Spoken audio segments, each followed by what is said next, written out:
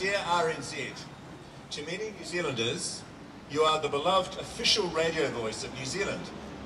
Some of us here today also used to think that.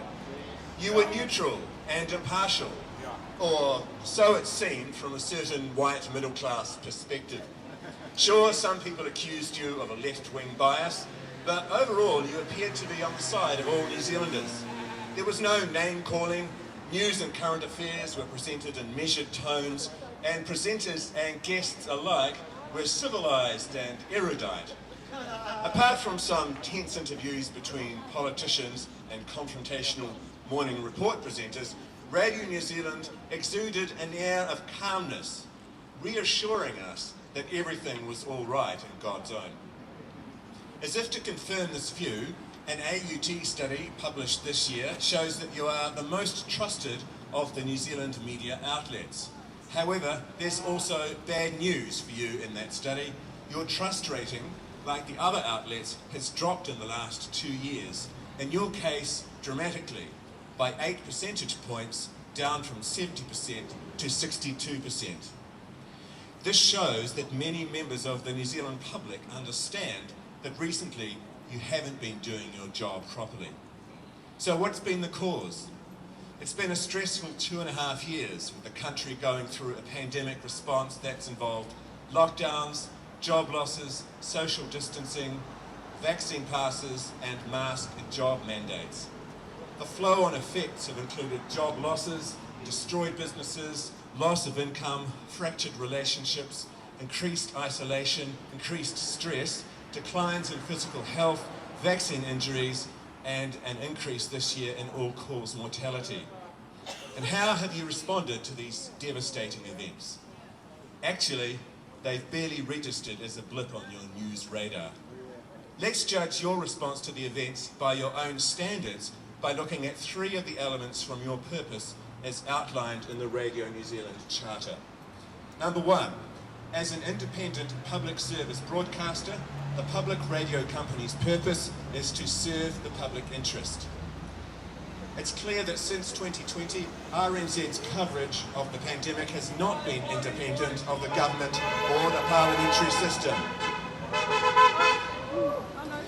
We know that your funding comes exclusively from the government coffers, so perhaps the lack of independence isn't surprising.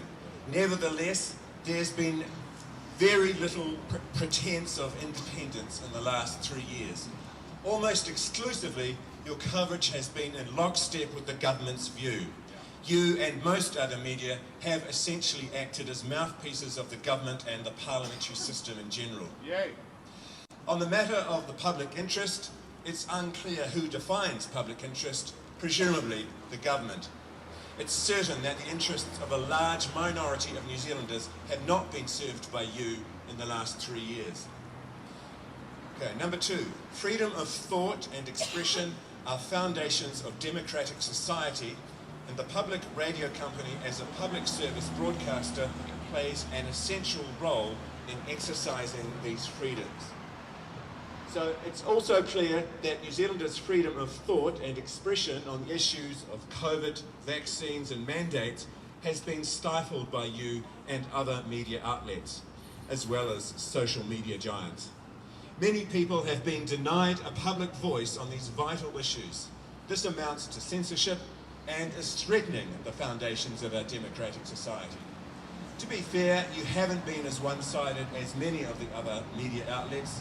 Nevertheless, with your biased and partly decontextualised coverage, you've excluded from public dialogue the voices of a significant minority of New Zealanders on issues such as the government's handling of the pandemic, the safety and efficacy of the COVID vaccine, and the wisdom and morality of the lockdowns, mask use, and mandates. There are alternative views on these issues, backed by strong scientific research. Occasionally, you and the other media have reported the findings of a study which runs counter to the official narrative, but it's soon been buried in the avalanche of daily COVID case numbers, musings by carefully screened experts, and the single source of truth in the beehive. Okay, now to point number 3. The public radio company fosters a sense of national identity by contributing to tolerance and understanding, reflecting and promoting ethnic, cultural and artistic diversity and expression. You have fostered a sense of national identity, but that identity has been limited to promoting the Prime Minister's team of 5 million, a bitterly divisive and exclusionary concept which has done the complete opposite of contributing to tolerance and understanding. You've contributed to the marginalisation of New Zealand citizens. You stood by and said next to nothing in opposition to the temporary stripping of the human rights of hundreds of thousands of people, the effects of which are still being felt today. And you've also been part of the demonisation of New Zealanders. One example of this was a softball interview this year with security expert Paul Buchanan, who speculated, with no hard evidence, that recent anonymous bomb threats to schools may have come from anti-maskers. RNZ, you've drifted a long way from the principles of the purpose in your charter. We ask you to revisit your charter and make a renewed effort to serve all New Zealand taxpayers. Yours sincerely, a group of concerned citizens. Memento of our visit. Excuse me.